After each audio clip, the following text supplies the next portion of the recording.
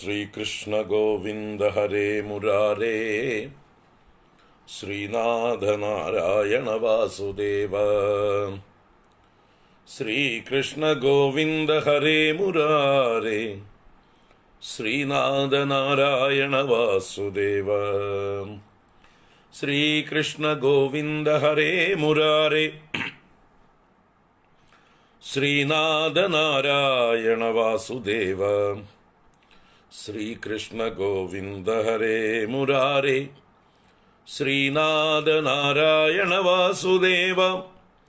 श्रीकृष्ण गोविंद हरे मुरारे, श्रीनाथ नारायण वासुदेव। श्रीकृष्ण गोविंद हरे मुरारे, श्रीनाथ नारायण वासुदेव। सर्वत्र गोविंद नाम संकीर्तनम, गोविंद गोविंद। ओम अगजानन पद्मार्कं गजानन महर्निशम् अनेकदं तं भक्तानां एकदन्तमुपास्महे। ओम श्री महागणपतये नमः। गुरवे सर्वलोकानां विषजे भवरोगिणां निधये सर्वविद्यानां दक्षिणामूर्तये नमः। अस्मद्गुरुचरणारविन्दाभ्यां नमः। ज्ञानानन्दमयं देवं निर्मलस्फटिकाकृतिम् आधारं सर्वविद्यानां हयग्रीवमुपास्महे। ओम श्री हयग्रीवमूर्तये नमः। सरस्वती नमस्तुभ्यं वरदे कामरूपिणि, विद्यारम्भं करिष्यामि सिद्धिर्भवतु मे सदा। ओम श्री महासरस्वत्यै नमः। उमाकोमलहस्ताब्जसंभावितललाडगं हिरण्यकुण्डलं वन्दे कुमारं पुष्करस्रजम्। ओम வெற்றிவேல் முருகனுக்கு ஹரஹரோஹர। பூதநாத சதானந்த சர்வபூததயாபரா, रक्ष रक्ष महाबाहो शास्त्रे तुभ्यं नमो नमः। स्वामिये शरणमय्यप्पा। कोमलं कूजयन् वेणुं श्यामलोऽयं कुमारगः, वेदवेद्यं परं ब्रह्म भासतां पुरतो मम। सायङ्काले वनान्दे कुसुमिधसमये सैकते चन्द्रिकायां, त्रैलोक्याकर्षणाङ्गं सुरवरगणिका मोहनाभङ्गमूर्तिं, सेव्यं शृङ्गारभावैः नवरसभरितैः गोपकन्या सहस्रैः, वन्देऽहं रासकेळीरतमतिसुभगं वश्यगोपालकृष्णम्। आनीलश्लक्ष्णकेशं ज्वलितमकरसल्कुण्डलं मन्दहासस्यन्दार्द्रं, कौस्तुभश्रीपरिगतवनमालोरुहाराभिरामं, श्रीवत्साङ्गं सुबाहुं मृदुलसदुदरं काञ्चनच्छायचेलं, चारुस्निग्धोरुमम्बोरुहललितपदं भावयेऽहं भवन्दम्। श्रीकृष्ण गोविंद हरे मुरारे, श्रीनाथ नारायण वासुदेव। श्रीकृष्ण गोविंद हरे मुरारे, श्रीनाथ नारायण वासुदेव। श्रीकृष्ण गोविंद हरे मुरारे, श्रीनाथ नारायण वासुदेव। सर्वत्र गोविंद नाम संकीर्तनम, गोविंद गोविंद।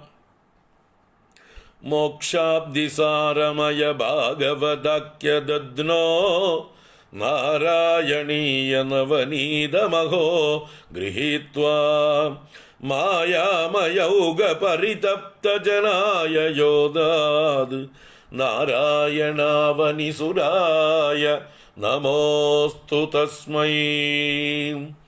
ഗംഗാ ഗീതാ ച ഗായത്ര്യപി ച തുളസികാ ഗോപികാ ചന്ദനം തത് സാളഗ്രാമാഭി പൂജാ പരപുരുഷ തദൈകാദശി നാമവർണ്ണാഃ ഏതാന്യഷ്ടാപ്യയത്നാന്യയി കലിസമയേ ത്വൽപ്രസാദ പ്രവൃദ്ധ്യാ ക്ഷിപ്രം മുക്തിപ്രദാനീത്യഭിദദു ഋഷയഃ തേഷു മാം സജ്ജയേതാം.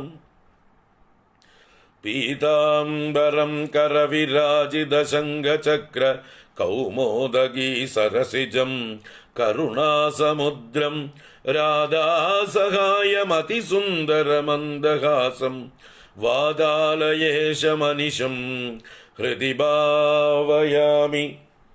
വാതാലയേശമനിശം ഹൃദി ഭാവയാമി. വ്യാസായ വിഷ്ണുരൂപായ വ്യാസരൂപായ വിഷ്ണവേ നമോ വൈ ബ്രഹ്മനിധയേ വാസിഷ്ഠായ നമോ നമഃ. യം പ്രവ്രജന്തമനുപേതമപേതകൃത്യം ദ്വൈപായനോ വിരഹകാതര ആജുഹാവ പുത്രേതി തന്മയതയാ തരവോഭിനേതുഃ തം സർവഭൂതഹൃദയം മുനിമാനതോസ്മി. നാരായണം നമസ്കൃത്യ നരം ചൈവ നരോത്തമം ദേവീം സരസ്വതീം വ്യാസം തതോ ജയമുദീരയേത്.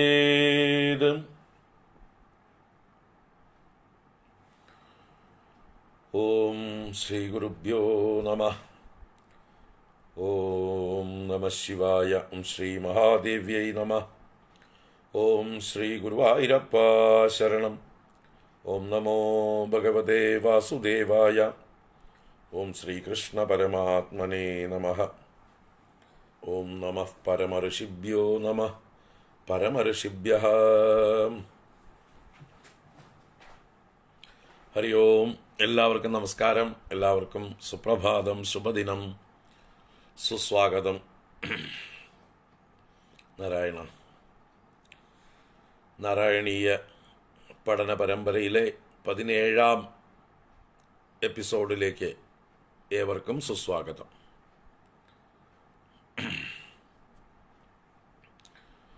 അഞ്ചാം ദശകമാണ് നമ്മൾ കണ്ടുകൊണ്ടിരിക്കുന്നത്. ഇന്നലെ തുടങ്ങി.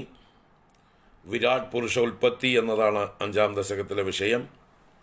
അതിലെ 3 ശ്ലോകങ്ങളാണ് ഇന്നലെ കണ്ടത്. അതിൽ 3ാമത്തെ ശ്ലോകം അവസാനം സാമാന്യം കണ്ടേ ഉള്ളൂ. അത് കഴിഞ്ഞ് തുടരാനുണ്ട്. നമുക്ക് ആദ്യം ഒന്ന് പാരായണം ചെയ്തിട്ട് വിഷയത്തിലേക്ക് വരാം. ഗുരുവായൂരപ്പ ശരണം. നാരായണ നാരായണ നാരായണ. ഓം. വ്യക്താവ്യക്തമിദം ന കിഞ്ചിദഭവത് പ്രാക് പ്രാകൃത പ്രക്ഷയേ മായായാം ഗുണസാമ്യരുദ്ധ വികൃതൗ ത്വയ്യാഗതായാം ലയം നോ മൃത്യുശ്ച തദാമൃതം ച സമഭൂത് നാഹ്നോ ന രാത്രേഃ സ്ഥിതിഃ തത്രൈകസ്ത്വം അശിഷ്യദാ കില പരാനന്ദ പ്രകാശാത്മനാ. കാലഃ കർമ്മ ഗുണാശ്ച ജീവനിവഹാഃ വിശ്വം ച കാര്യം വിഭോ ചില്ലീലാരതിമേയുഷി ത്വയി തദാ നിർലീനതാം ആയയുഃ തേഷാം നൈവ വദന്ത്യസത്വം അയി ഭോഃ ശക്ത്യാത്മനാ തിഷ്ഠതാം നോ ചേത് കിം ഗഗനപ്രസൂന സദൃശാം ഭൂയോ ഭവേത് സംഭവഃ. ഏവം ച ദ്വിപരാർദ്ധകാല വിഗതൗ ഈക്ഷാം ശിശൃക്ഷാത്മികാം ബിഭ്രാണേ ത്വയി ചക്ഷുഭേ ത്രിഭുവനീ ഭാവായ മായാ സ്വയം മായാദഃ ഖലു കാലശക്തിരഖിലാദൃഷ്ടം സ്വഭാവോऽപി ച പ്രാദുർഭൂയ ഗുണാൻ വികാസ്യ വിദധുഃ തസ്യാ സഹായക്രിയാം മായാ സന്നിഹിതോ പ്രവിഷ്ടവപുഷാ സാക്ഷീതി ഗീതോ ഭവാൻ ഭേദൈസ്താം പ്രതിബിംബദോ വിവിശിവാൻ ജീവോऽപി നൈവാപരഃ കാലാദിപ്രതിബോധിതാത ഭവതാ സഞ്ജോതിതാജ സ്വയം മായാ സാ ഖലു ബുദ്ധിതത്വമസൃജത് യോസൗ മഹാനുച്യതേ തത്രാസൗ ത്രിഗുണാത്മകോऽപി ച മഹാൻ സത്വപ്രധാനഃ സ്വയം ജീവേസ്മിൻ ഖലു നിർവികൽപം അഹമിത്യുൽബോധനിഷ്പാദകഃ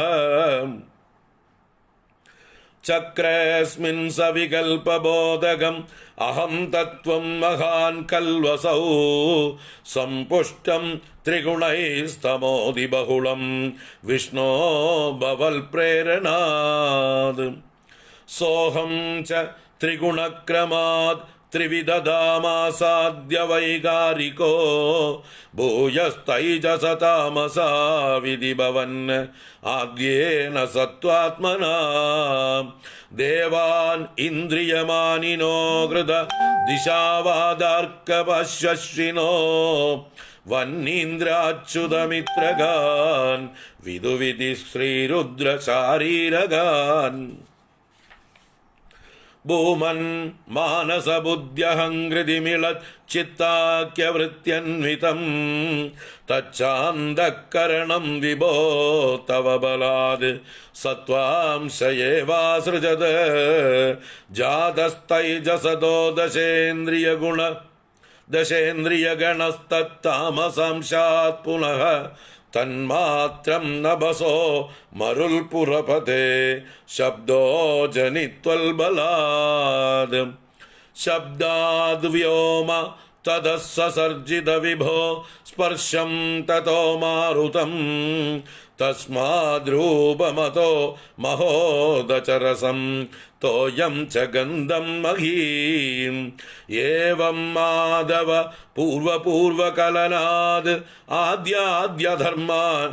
ആദ്യാദ്യധർമാന്വിതം ഭൂതഗ്രാമമിമം ത്വമേവ ഭഗവൻ പ്രാകാശയസ്താമസാദ് യേതേ ഭൂതഗണാസ്തദേന്ദ്രിയഗണാഃ ദേവാശ്ച ജാതാ പൃഥക് നോശേ കുർഭുവനാണ്ഡനിർമ്മിതിവിദൗ ദേവൈരമീഭിസ്തദാ ത്വം നാനാവിധസുക്തിഭിർനുതഗുണഃ തത്വാന്യമൂന്യാവിശൻ ചേഷ്ടാശക്തിമുദീര്യ താനി ഘടയൻ ഹൈരണ്യമണ്ഡം വ്യധാ അണ്ഡം തദ്ഖലു പൂർവസൃഷ്ടസലിലേ തിഷ്ടത്സഹസ്രം സമാഃ നിർബിന്ദൻ അകൃതാ ചതുർദശ ജഗദ്രൂപം വിരാടാഹ്വയം സാഹസ്രൈ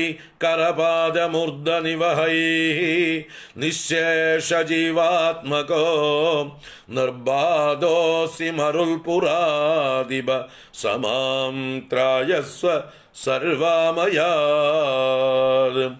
സാഹസ്രൈ കരപാദമൂർധനിവഹൈഃ നിശേഷജീവാത്മകോ നിർബാധോऽസി മരുൽപുരാദിപ സമാം ത്രായസ്വ സർവാമയാത് സർവത്ര ഗോവിന്ദനാമ സങ്കീർത്തനം ഗോവിന്ദ ഗോവിന്ദ. ഹരേ നാരായണ നാരായണ അഖില ഗുരോ ഭഗവൻ നമസ്തേ. സർവത്ര ഗോവിന്ദനാമ സങ്കീർത്തനം ഗോവിന്ദ ഗോവിന്ദ. ഗുരുവായൂരപ്പ ശരണം.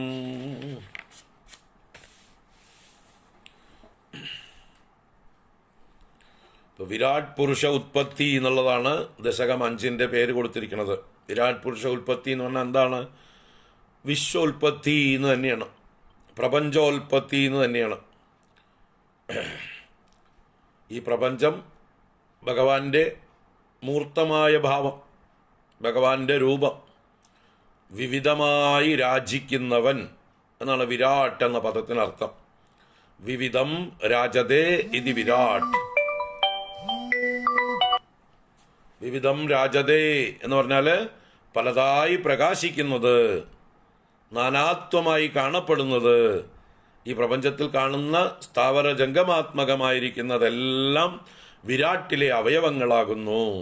വിരാട് പുരുഷനായ ഭഗവാന്റെ ശരീര അവയവങ്ങളാകുന്നു ഈ പ്രപഞ്ചത്തിലെ സർവചരാചരങ്ങളും.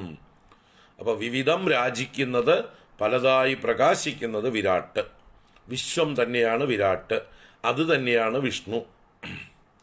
ഇതൊക്കെ ശബ്ദവ്യത്യാസങ്ങളേ ഉള്ളൂ, തത്വത്തിൽ ഒന്നാണ് എന്ന് പറയാം. വിഷ്ണു തന്നെയാണ് വിരാട്ട്, വിരാട്ട് തന്നെയാണ് വിശ്വം. അതാണ് വിശ്വസ്മൈ നമഃ എന്നാണ് വിഷ്ണു സഹസ്രനാമത്തിലെ 1ാമത്തെ നാമം തന്നെ. വിശ്വം വിഷ്ണുർ വഷട്കാരോ ഭൂതഭവ്യ ഭവത് പ്രഭു ഭൂതകൃത് ഭൂതഭൃദ്ഭാവോ ഭൂതാത്മാ ഭൂതഭാവനഃ അല്ലേ. അപ്പോൾ ആദ്യത്തെ നാമം എന്താണ്? വിശ്വം. വിശ്വസ്മൈ നമഃ എന്നാണ് നാമാവലി. വിശ്വസ്വരൂപനായിരിക്കുന്ന ഭഗവാനായിക്കൊണ്ട് നമസ്കാരം. അപ്പോൾ ആ വിശ്വം തന്നെയാണ് വിഷ്ണു, വിഷ്ണു തന്നെയാണ് വിരാട്ട്. ആ വിരാട്ടിൻ്റെ ഉൽപ്പത്തിയെക്കുറിച്ചാണ് ഇവിടെ പറയുന്നത്. അപ്പോൾ ഇവിടെ നിന്നാണ് ആ വിരാട്ട് ഉൽപ്പതിച്ചത്, ഉൽപ്പന്നമായത്, എങ്ങനെയാണ് അതിൻ്റെ ഒരു ക്രമികമായിട്ടുള്ള വികാസം. അത് വളരെ ലോജിക്കലായിട്ടുള്ള ഒരു പ്രസൻറ്റേഷനാണ് ഇവിടെ. നമ്മുടെ വേദശാസ്ത്രങ്ങളിലൊക്കെ ഇതിൻ്റെ ചെറിയ പ്രസൻറ്റേഷനുകളുണ്ട്. അതിനെ കുറച്ചുകൂടെ വിപുലമാക്കിയിട്ടാണ് നമ്മുടെ പുരാണ ഇതിഹാസങ്ങളിലൊക്കെ അവതരിപ്പിക്കുന്നത്. ഇപ്പോൾ ഇതേ ആശയം തൈത്തിരീയ ഉപനിഷത്തിലും ചാന്തോക്യ ഉപനിഷത്തിലും ഒക്കെ ചുരുക്കി പറഞ്ഞിട്ടുണ്ട്. വളരെ ചുരുക്കിയിട്ട് മന്ത്രരൂപത്തിലാണ് അവിടെ പറയുക. മന്ത്രം എന്ന് പറഞ്ഞാൽ അത് മന്ത്രത്തെക്കുറിച്ച് അറിയുന്നവർ വിചാരം ചെയ്ത് അതിനെ കൂടുതൽ വിപുലപ്പെടുത്തണം. അപ്പം അങ്ങനെ കുറച്ചുകൂടി വിപുലമാക്കിയതാണ് നമ്മുടെ പുരാണ ഇതിഹാസങ്ങൾ. അതുപോലെ പ്രകരണ ഗ്രന്ഥങ്ങൾ, ആചാര്യന്മാർ രചിച്ചിട്ടുള്ള ദർശന ഗ്രന്ഥങ്ങളൊക്കെ ധാരാളമുണ്ട്. അതൊക്കെ ഈ വേദശാസ്ത്രങ്ങളിലൊക്കെ സൂചനകൾ തന്നതിനെ കൂടുതൽ എക്സ്പാൻഡ് ചെയ്തതാണ്. അപ്പോൾ ഇവിടെയും പുരാണങ്ങളും അതിനെ എക്സ്പാൻഡ് ചെയ്യുകയാണ്. ശാസ്ത്രങ്ങളിൽ പറഞ്ഞത്, വേദങ്ങളിൽ പറഞ്ഞത് കൂടുതൽ വിസ്തരിച്ച് പറഞ്ഞു തരികയാണ്.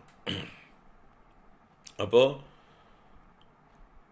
പ്രാകൃത പ്രക്ഷയെ, ആ പ്രാകൃത പ്രളയം കാലത്ത്, മുമ്പേ വ്യക്തവും അവ്യക്തവുമായ അഥവാ സ്ഥൂലവും സൂക്ഷ്മവുമായിട്ടുള്ള ഒന്നും തന്നെ ഉണ്ടായിരുന്നില്ല എന്ന് പറഞ്ഞാൽ ശുദ്ധ ശൂന്യമായിരിക്കുന്ന ഒരവസ്ഥയായിരുന്നു പ്രളയകാലത്ത്.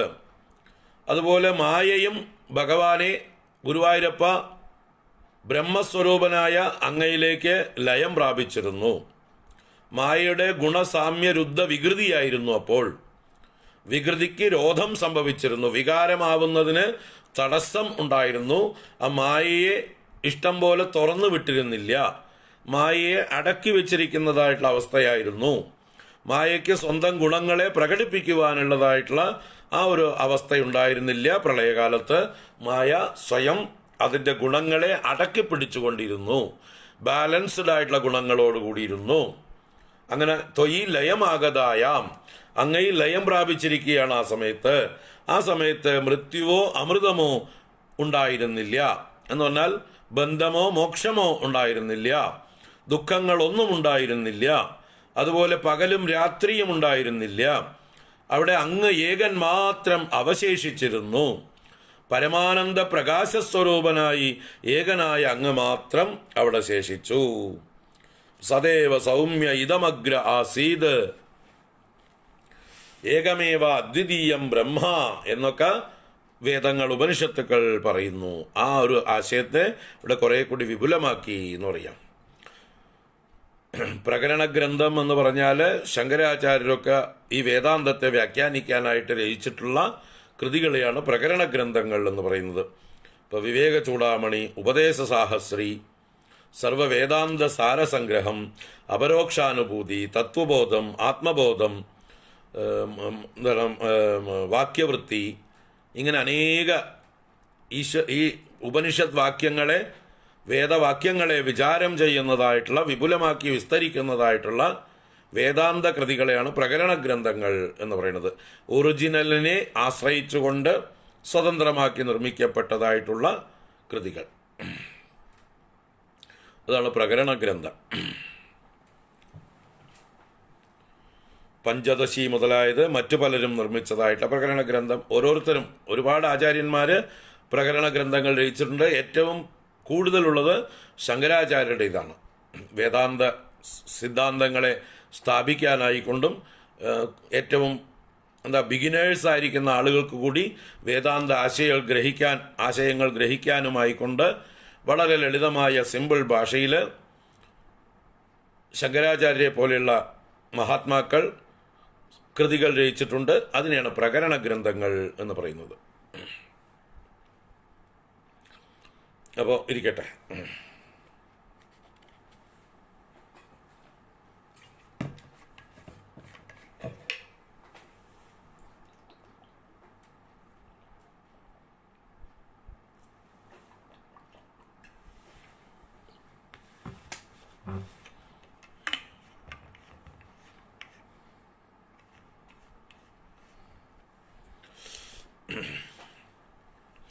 പ്രളയകാലത്തെ ഒന്നുകൂടെ വിശദീകരിക്കുകയായിരുന്നു രണ്ടാമത്തെ ശ്ലോകത്തിൽ.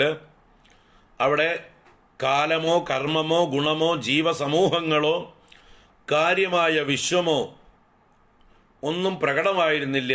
എല്ലാം ചിത്തിൽ ലീനനായി ഉറങ്ങിയിരുന്ന അങ്ങയിൽ ലയിച്ചിരിക്കുകയായിരുന്നു.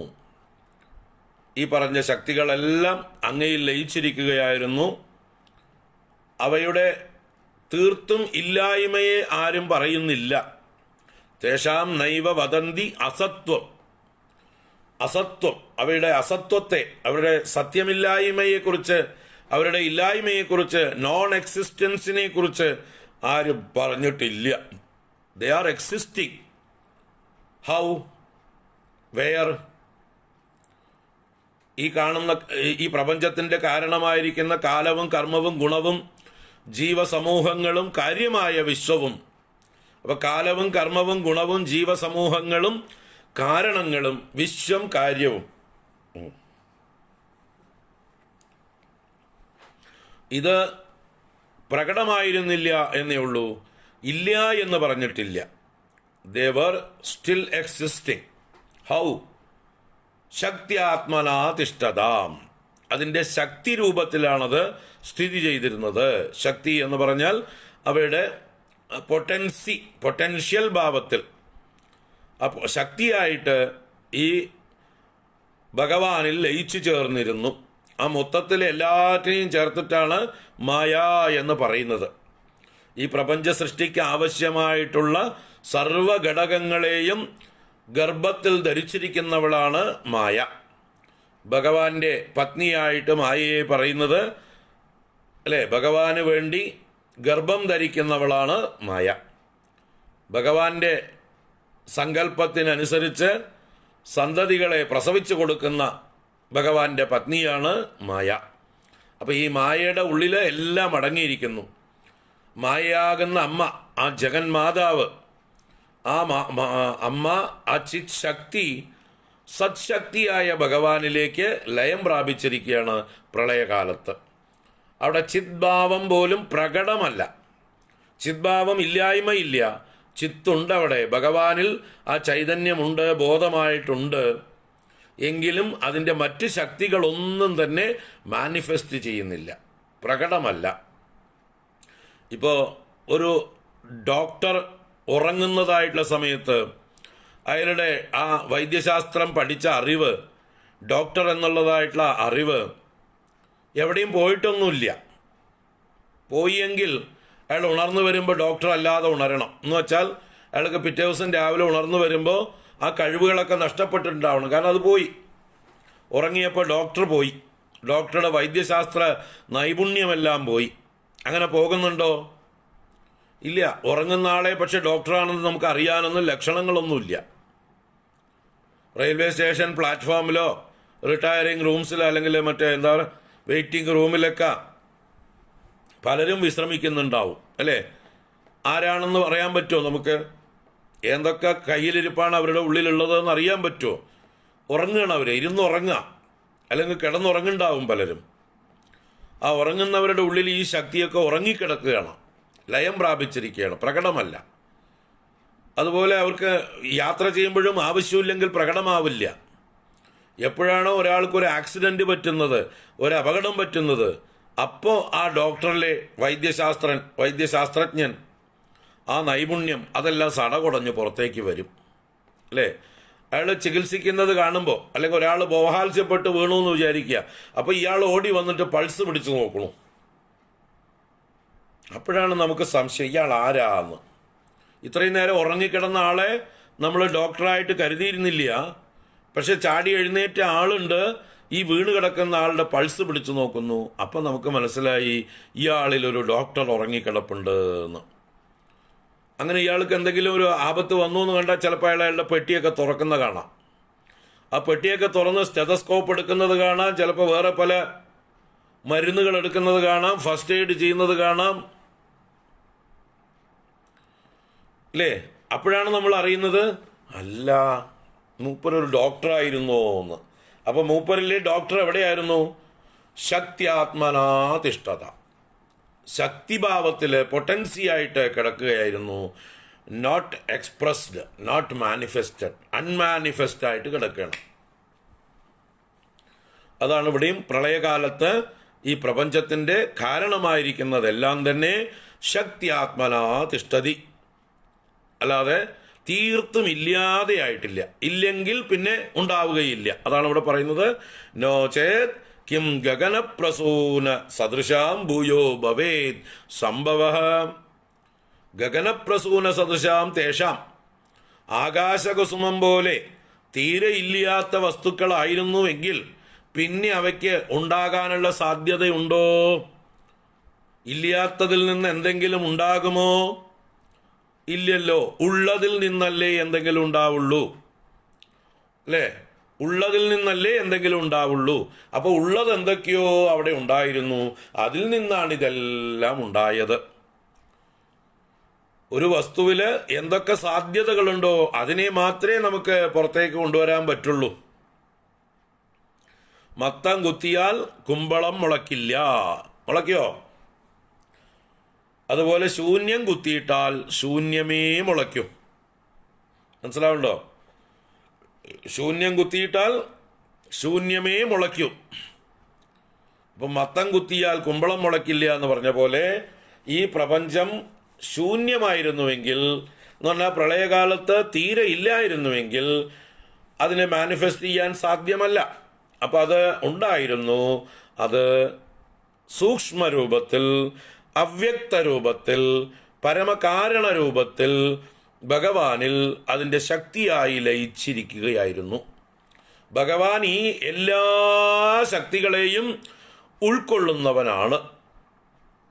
എല്ലാ ശക്തികളെയും.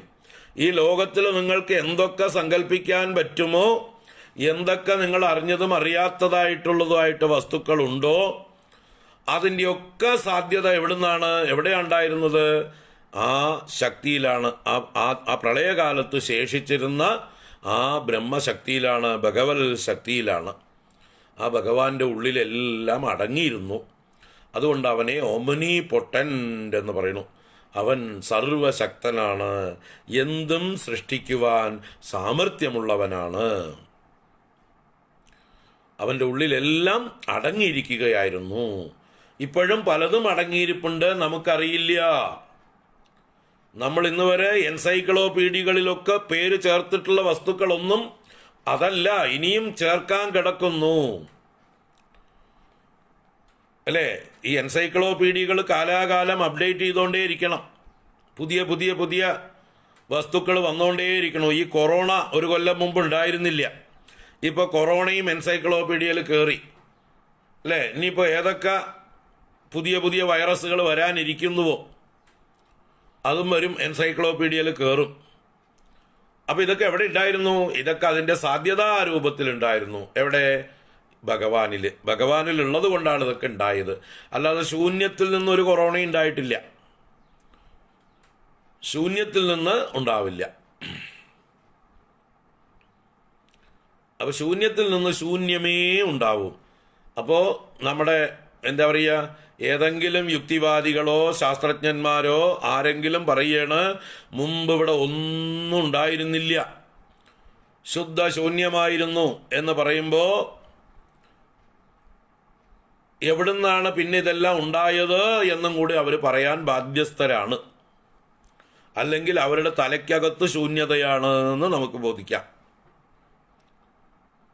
അപ്പൊ അതാണ് നമ്മുടെ പൂർവികരായ ഋഷീശ്വരന്മാര് അതിനൊരു പേര് കൊടുത്തു, ബ്രഹ്മം അല്ലെങ്കിൽ ഈശ്വരൻ എന്ന്. ഒന്നുമില്ലാത്ത പ്രളയകാലത്ത് ശുദ്ധശൂന്യമായിരിക്കുന്ന അവസ്ഥയിലും ശേഷിച്ചിരുന്ന വസ്തുവിന്റെ പേരാണ് ഈശ്വരൻ അല്ലെങ്കിൽ ബ്രഹ്മം, നാരായണൻ എന്നൊക്കെ പറഞ്ഞത്. നാരായണൻ എന്ന് പറഞ്ഞാലും തന്നെ അർത്ഥം, ഈ നാരങ്ങളൊക്കെ ആരിൽ അയനം ചെയ്തിരിക്കുന്നുവോ അവൻ നാരായണൻ. അയനം ചെയ്യുക എന്ന് പറഞ്ഞാൽ പ്രാപിച്ചിരിക്കുക, ഗതിയായിരിക്കുക, ലക്ഷ്യമായിരിക്കുക എന്നൊക്കെ അർത്ഥമാണ്. അപ്പൊ ഈ നാരങ്ങൾ എന്ന് പറഞ്ഞാൽ ഈ പ്രപഞ്ചത്തിലെ സർവ്വ ജീവജാലങ്ങളും സർവ്വചരാചരങ്ങളെയും പറയാം. ഈ അറിയപ്പെടുന്നതും അറിയപ്പെടാത്തതുമായിട്ടുള്ള സർവ സൃഷ്ടിജാലവും ഏതൊരുവനിൽ അടങ്ങിയിരുന്നുവോ അവൻ നാരായണൻ.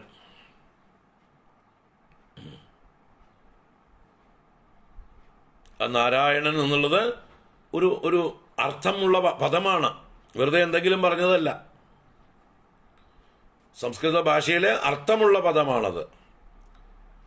നാരാണാം അയനം, നരാണാം അയനം, നാരസ്യ അയനം, നാരേണ അയതും യോഗ്യം. ഇങ്ങനെ ഒരുപാട് വിഗ്രഹങ്ങളുണ്ട് അതിന്. നാരമെന്നാൽ ജ്ഞാനം എന്നർത്ഥമുണ്ട്. ജ്ഞാനം കൊണ്ട് അറിയേണ്ടവൻ നാരായണൻ. നരന്മാരുടെ മുഴുവൻ ലക്ഷ്യമായിരിക്കുന്നവൻ, ഗതിയായിരിക്കുന്നവൻ.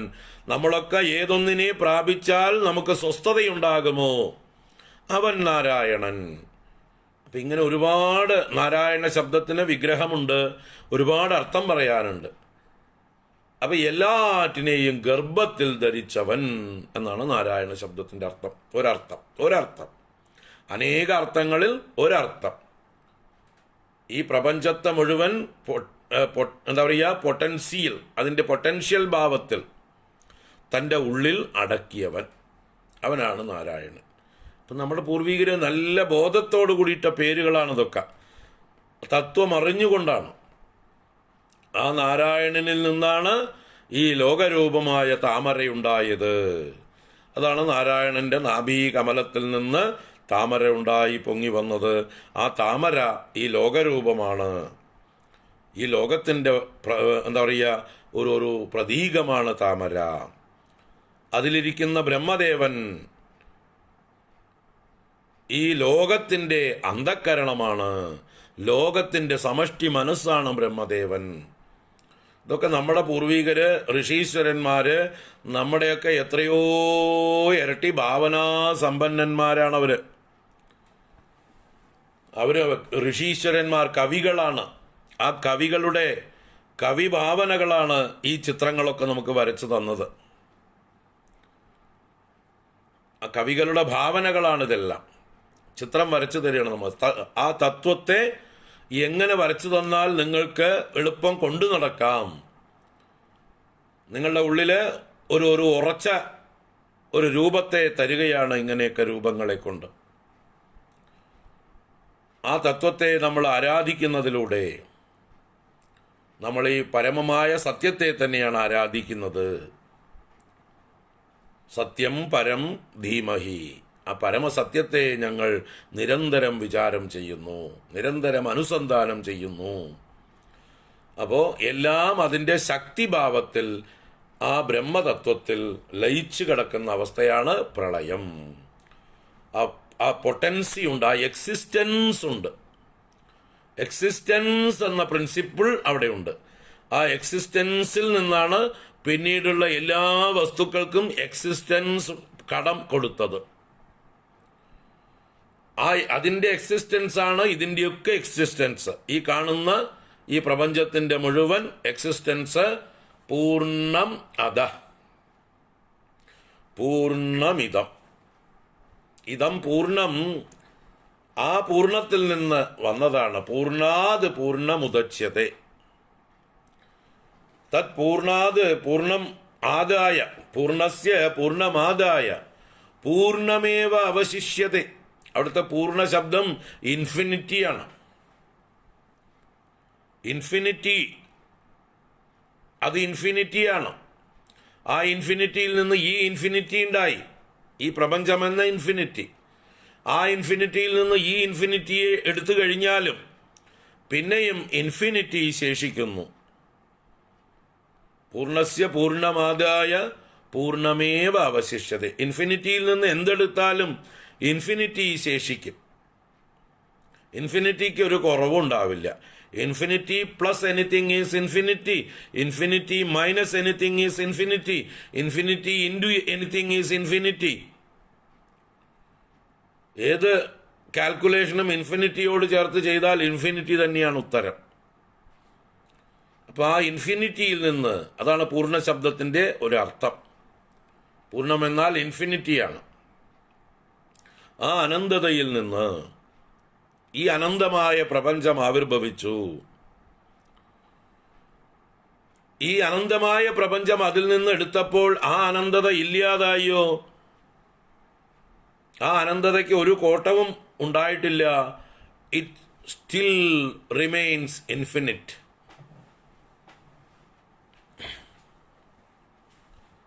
അതിപ്പോഴും ഇൻഫിനിറ്റായി തന്നെ തുടരുന്നു. ഇനിയും എത്ര വേണമെങ്കിൽ എന്ത് വേണമെങ്കിൽ ഉണ്ടാക്കാനുള്ള ശക്തി ഉള്ളതായിട്ടിരിക്കുന്നു. ഇനിയും വരും കാലങ്ങളിൽ ഈ ലോകത്തിൽ എന്തൊക്കെ ഉണ്ടാവാനിരിക്കുന്നുവോ അതിൻ്റെയൊക്കെ സാധ്യത അവിടെ അടങ്ങിയിരിക്കുന്നു.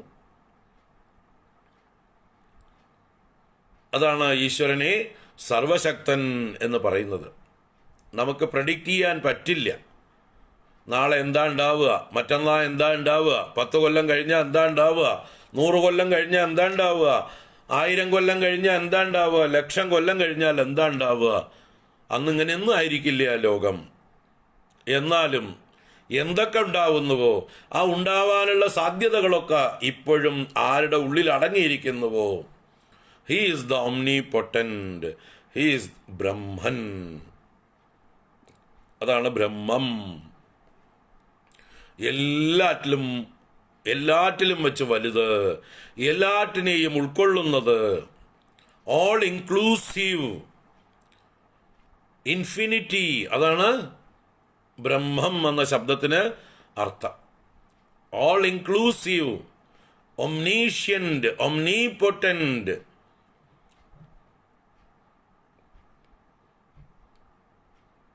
omnipresent also. That is Brahman. ആ ബ്രഹ്മത്തെയാണ് നമ്മൾ നാരായണനെന്നും മറ്റ് പല പേരുകളിലും വിളിക്കുന്നത്. ദേവി ഉപാസകന്മാർ പരാശക്തി എന്ന് വിളിക്കുന്നു. ശിവ ഉപാസകന്മാർ ശിവൻ എന്ന് വിളിക്കുന്നു, മഹാദേവൻ എന്ന് വിളിക്കുന്നു. ഗണപത്യന്മാർ ഗണപതി എന്ന് വിളിക്കുന്നു. സൗരന്മാർ സൂര്യൻ എന്ന് വിളിക്കുന്നു. കൗമാരന്മാർ കുമാരൻ എന്ന് വിളിക്കുന്നു, സുബ്രഹ്മണ്യൻ എന്ന് വിളിക്കുന്നു. വൈഷ്ണവന്മാർ വിഷ്ണുവെന്നും നാരായണനെന്നും വിളിക്കുന്നു. കൃഷ്ണഭക്തന്മാർ കൃഷ്ണൻ എന്ന് വിളിക്കുന്നു. അല്ലേ? ആ കൃഷ്ണനെ സുപ്രീം ഹെഡാക്കി പറയുന്നതാണ് ഇസ്കോൺ പോലെയുള്ള പ്രസ്ഥാനങ്ങൾ.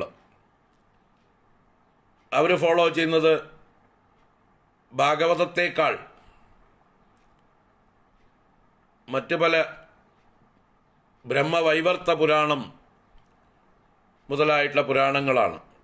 അതിലാണ് കൃഷ്ണന് വിഷ്ണുവിനേക്കാൾ മുകളിൽ സ്ഥാനം കൊടുത്തിരിക്കുന്നത്. ആ സമ്പ്രദായമാണ് അവരുടെ. ഇപ്പം നമ്മൾ ഭാഗവതം അദ്വൈത ശാസ്ത്രമാണ്. ഭാഗവതം എല്ലാം ഉൾക്കൊള്ളുന്നതായിട്ടുള്ള ശാസ്ത്രമാണ്, ഒരു കംപ്ലീറ്റ് ശാസ്ത്രമാണ്. ഭാഗവതം മറ്റുള്ളതിനെ ഒന്നിനെയും നിന്ദിക്കുന്നില്ല, മറ്റു പുരാണങ്ങളും നിന്ദിക്കുന്നില്ല. ബ്രഹ്മവൈവർത്ത പുരാണമോ മറ്റ് പല പുരാണങ്ങളിലും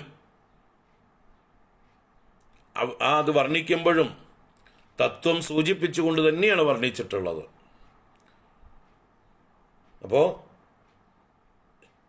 നമുക്ക് ഇവിടെ ചിന്തിക്കേണ്ടത് എന്താണ്? ഒന്നുമില്ലാത്തൊരു കാലം, ഈ സൃഷ്ടിയെല്ലാം ആരംഭിക്കുന്നതിന് മുമ്പേയുള്ള നിഷ്പ്രപഞ്ചമായിരിക്കുന്ന ഒരു കാലം, ശൂന്യപ്രായമായിരിക്കുന്ന ഒരു കാലം. ആ ശൂന്യതയിലും എല്ലാം ഉൾക്കൊള്ളുന്ന ഒരു വസ്തു മാത്രം ശേഷിക്കുന്നു. ആ വസ്തുവാണ് ഭഗവാൻ. അതാണ് ഭാഗവതത്തിൻ്റെ മർമ്മം. ഭഗവാൻ ദ്വിതീയ സ്കന്ധത്തില് ബ്രഹ്മദേവൻ ഉപദേശിക്കുന്ന ചതുശ്ലോകി ഭാഗവതം, അതിൻ്റെ സാരം തന്നെയാണത്. ചതുശ്ലോകി ഭാഗവതത്തിൽ വിഷ്ണു ഭഗവാൻ നാരായണൻ തൻ്റെ നാഭീകമലത്തിലുണ്ടായ ബ്രഹ്മദേവനോട് 4 ശ്ലോകങ്ങളെ കൊണ്ട് ഭാഗവതം ഉപദേശിച്ചു എന്ന് പറയുന്നുണ്ട്. അതാണ് ചതുശ്ലോകി. അപ്പം അതിൽ ആദ്യത്തെ വരികൾ എന്താണ്? ഭഗവാൻ ബ്രഹ്മദേവനോട് പറഞ്ഞു കൊടുക്കണു, അഹമേവാസമേവാഗ്രേ നാന്യത് യത് സദസത് പരം പശ്ചാദഹം യദേതച്ച് യോവശിഷ്യേത സോസ്മ്യഹം. ഇതാണ് ഒന്നാമത്തെ ശ്ലോകം. എന്താണത്? അഹമേവാസമേവാഗ്രേ, അഹമേവ ആസമേവ അഗ്രേ, അഹമേവ ആസമേവ അഗ്രേ. എന്താ പറഞ്ഞത്? അഗ്രേ എന്ന് പറഞ്ഞാൽ in the beginning, before creation evolves. അഗ്രേ മുമ്പേ, അഹമേവ ഞാൻ മാത്രമേ, ആസമേവ ഉണ്ടായിരുന്നുള്ളൂ തന്നെ. ഞാൻ മാത്രമേ ഉണ്ടായിരുന്നുള്ളൂ എന്നല്ല, ഉണ്ടായിരുന്നുള്ളൂ തന്നെ എന്ന് പറയുന്നത് എന്തിനാച്ചാ ഉണ്ടായിരുന്നുവോ എന്ന് ശങ്കയില്ലാതിരിക്കാനാ. ഉണ്ടായിരുന്നുവോ, ശരിക്കും ഉണ്ടായിരുന്നുവോ എന്ന് രണ്ടാമതൊരു ചോദ്യം വേണ്ട. അതാണ് ഏവ എന്ന് ഉറപ്പിച്ച് പറഞ്ഞത്. ആസമേവ, അഹമേവ എന്ന് ആദ്യം പറഞ്ഞിട്ട് ഞാൻ മാത്രം, ഐ എലോൺ എന്ന് പറഞ്ഞ് പിന്നെ പറഞ്ഞു ആസം ഏവ, ഡെഫിനറ്റ് ആയിട്ട് I was there alone, I was there alone, ഞാൻ മാത്രം ഏകനായി ഒറ്റയ്ക്കുണ്ടായിരുന്നു, ഉണ്ടായിരുന്നു തന്നെ. രണ്ടാമതൊരു ചോദ്യം വേണ്ട. Don't ask again. ആസമേവ അഗ്രേ നാന്യത് യത് സദസത് പരം, സത്തും അസത്തും പരവുമായിട്ടുള്ളത് അന്യത് ഒന്നും ഉണ്ടായിരുന്നില്ല. അപ്പൊ സത്ത് അസത്ത് പരം എന്ന് പറയുന്നത്, സത്ത് എന്നാൽ സ്ഥൂലം, അസത്ത് എന്നാൽ സൂക്ഷ്മം, പരം എന്നാൽ കാരണം. അപ്പൊ സത്ത് എന്ന് പറയുമ്പോൾ കാണപ്പെടുന്നതായിട്ടുള്ള ഈ സ്ഥൂലമായ പ്രപഞ്ചം, അസത്ത് എന്ന് പറഞ്ഞാല് സൂക്ഷ്മമായ പ്രപഞ്ചം, കണ്ണിനും കാതിനും വിഷയമല്ലാത്ത സൂക്ഷ്മ പ്രപഞ്ചം.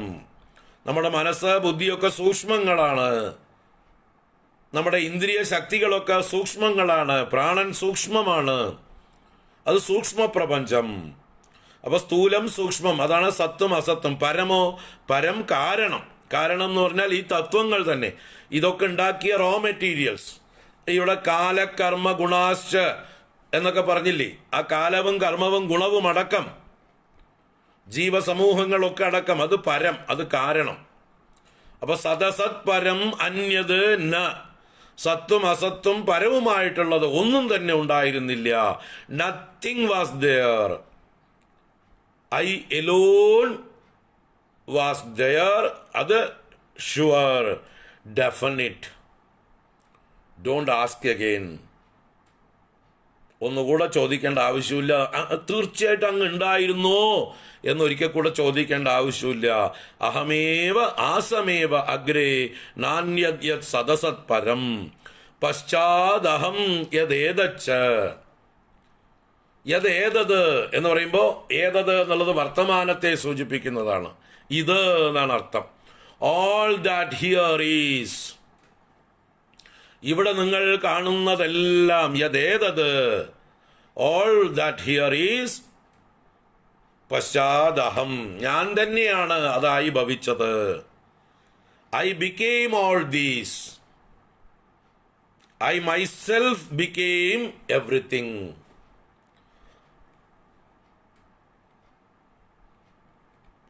I taught myself to become many.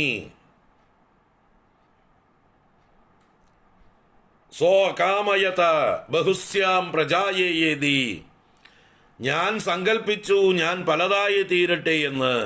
അങ്ങനെ ഞാൻ തന്നെ പലതായി തീർന്നതാണിതെല്ലാം. പശ്ചാദഹം യദേതച്ച്, ഈ കാണുന്നതെല്ലാം ഞാൻ തന്നെയാണ്. ഇനി എല്ലാം ഇല്ലാതെയാകുന്ന ഒരു കാലം വന്നാൽ, പ്രളയം വന്നാൽ, യോ അവശിഷ്യേത സോസ്മ്യഹം, യോ അവശിഷ്യേത, ഏതൊരുവൻ അവശേഷിക്കുമോ, എല്ലാം ഇല്ലാതായാലും യാതൊരുവൻ ശേഷിക്കുമോ, സോസ്മി അഹം, അത് ഞാനാകുന്നു. ഞാൻ അവശേഷിക്കും, എന്നെ ഇല്ലാതാക്കാൻ ആർക്കുമാവില്ല. ഞാൻ വരും, ഞാൻ ഉണ്ടാവും അവിടെ. എല്ലാം ഇല്ലാതാവുന്ന ഭാവി പ്രളയത്തിലും I will remain the same.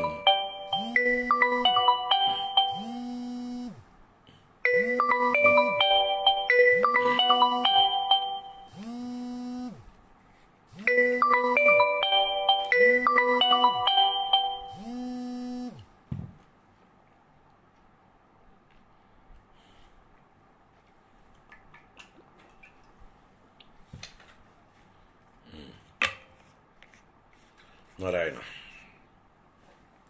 ഗുരുവായൂരപ്പം വിളിക്കുകയാണ് അവിടുന്ന്. ഞാൻ വിളി കേട്ടുട്ടോ എന്ന് പറയണം. ഗുരുവായൂർ എന്നുള്ളൊരു കണ്ണൻ സ്വാമി ഉണ്ട്, നമ്മുടെ ഫ്രണ്ട്, മൂപ്പരാ വിളിക്കുന്നത്. ഗുരുവായൂരപ്പൻ്റെ സ്വന്തം ആളാ.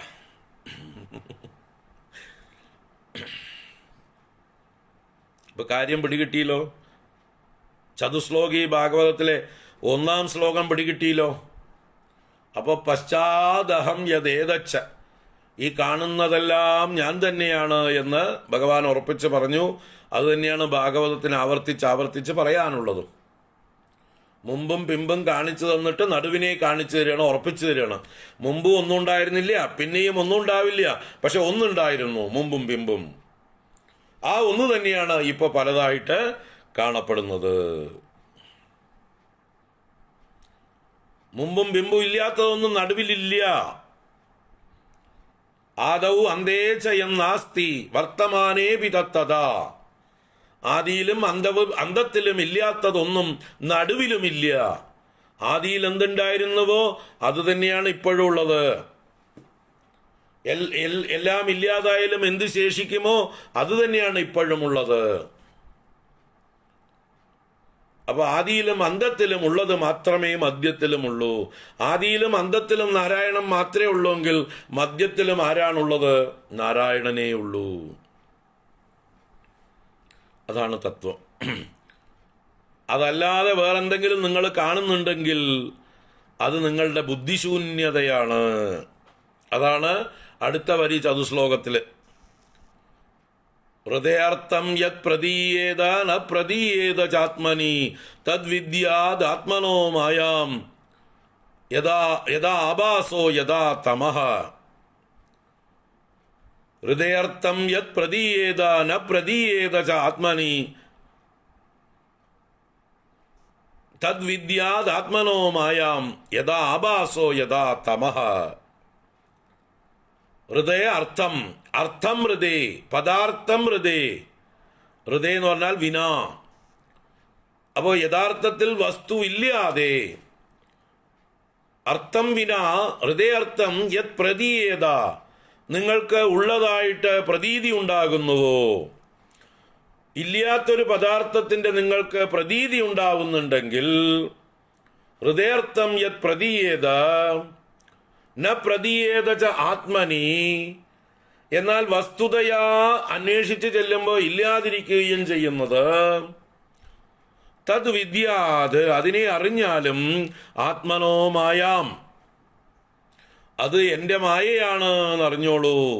അഥവാ നിങ്ങളുടെ ഓരോരുത്തരുടെയും മായയാണെന്ന് വിചാരിച്ചോളൂ. ഇവിടെ മായ എന്ന് പറഞ്ഞാൽ അവിദ്യ തന്നെയാണ് മായ. നമ്മുടെ ബുദ്ധി ഉപയോഗിക്കാതെ നമ്മൾ ചിന്തിക്കാത്തത് കൊണ്ടുണ്ടായതാണ്. ബുദ്ധിയെ ഉപയോഗിക്കാത്തത് കൊണ്ട്, ചിന്തിക്കാത്തത് കൊണ്ടാണ് നമുക്ക് തെറ്റിദ്ധാരണകൾ ഉണ്ടാകുന്നത്. അപ്പൊ കയറാണെന്ന് കാണാതെ കയറിൽ പാമ്പ് കാണുന്നത് നിങ്ങളുടെ അവിവേകമാണ്. നിങ്ങൾ ദൂരത്തുനിന്ന് ഒരു വളഞ്ഞ സാധനം നിലത്ത് കിടക്കുന്ന കണ്ടപ്പോൾ ഉടനെ പാമ്പാണെന്ന് കൺക്ലൂഡ് ചെയ്തു. ആരാ നിങ്ങളോടത് പാമ്പാണെന്ന് പറഞ്ഞത്? ആരും പറഞ്ഞില്ല, നിങ്ങളുടെ മനസ്സ് പറഞ്ഞു. നിങ്ങൾ അങ്ങോട്ട് കൺക്ലൂഡ് ചെയ്തു.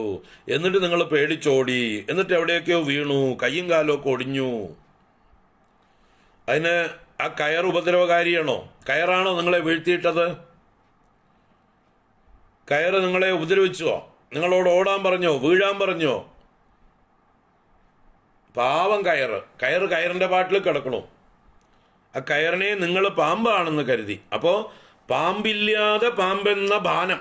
ഹൃദയ അർത്ഥം യത് പ്രതീയേത വസ്തുതയാ ന പ്രതീയേത. ചെന്നാൽ കയറ് മാത്രമേ ഉള്ളൂ, പാമ്പില്ല. അതാണ് മായ. കയറിനെ പാമ്പായി തോന്നിപ്പിക്കുന്ന വിദ്യയാണ് മായ. എന്താണ്? കയറിനെ പാമ്പായി തോന്നിപ്പിക്കുന്ന വിദ്യയാണ് മായ. അത് വിദ്യയാണോ? അത് അവിദ്യയാണ്, അല്ലേ? അപ്പോൾ കയറിന് പകരം പാമ്പിനെ പ്രൊജക്റ്റ് ചെയ്യുന്നത് എവിടെയാണ്? നമ്മുടെ മൈൻഡിലാണ്, നമ്മുടെ ബുദ്ധിയിലാണ്. അപ്പം മായ എവിടെയായിരിക്കുന്നത്? മായ നമ്മുടെ ഓരോരുത്തരുടെയും ബുദ്ധിയിലാണ് ഇരിക്കുന്നത്. നമ്മുടെയൊക്കെ ബുദ്ധി മായ കൊണ്ട് ആവരണം ചെയ്യപ്പെട്ടിരിക്കുന്നു. വസ്തുക്കളെ അല്ല മായ ആവരണം ചെയ്തിരിക്കുന്നത്, നമ്മുടെ ഓരോരുത്തരുടെയും ബുദ്ധിയെയാണ് ആവരണം ചെയ്തിരിക്കുന്നത്. അപ്പോൾ എവിടെയാണ് മാറ്റേണ്ടത്? നമ്മുടെ ബുദ്ധിയിലാണ് മാറ്റം വരുത്തേണ്ടത്. ബുദ്ധിയിലുള്ള തെറ്റിദ്ധാരണകളെയാണ് നീക്കേണ്ടത്. ബുദ്ധിയിലുള്ള അവിദ്യയെയാണ് നീക്കേണ്ടത്. അജ്ഞാനത്തെയാണ് നീക്കേണ്ടത്. അജ്ഞാനത്തെ നീക്കിയാൽ അവിദ്യ പോകും. അവിദ്യ പോയാൽ മായ പോകും. ഉള്ളതായിട്ട് കാണും. ശരിയായ വിചാരം ചെയ്താൽ ഈശാവാസ്യമിദം സർവം യത്കിഞ്ച ജഗത്യാം ജഗത് സർവം ഖൽവിതം ബ്രഹ്മ സർവം നാരായണായ, എല്ലാം നാരായണൻ തന്നെ എന്നുറയ്ക്കും. സർവം വിഷ്ണുമയം ജഗത്.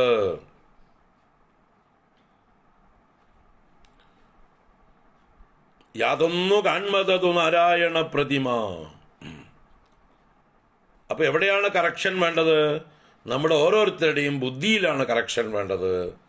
അല്ലാതെ പ്രപഞ്ചത്തെ മാറ്റിമറിക്കേണ്ട കാര്യമൊന്നുമില്ല. പ്രപഞ്ചം അങ്ങനെയൊക്കെ തന്നെ ഇരിക്കട്ടെ.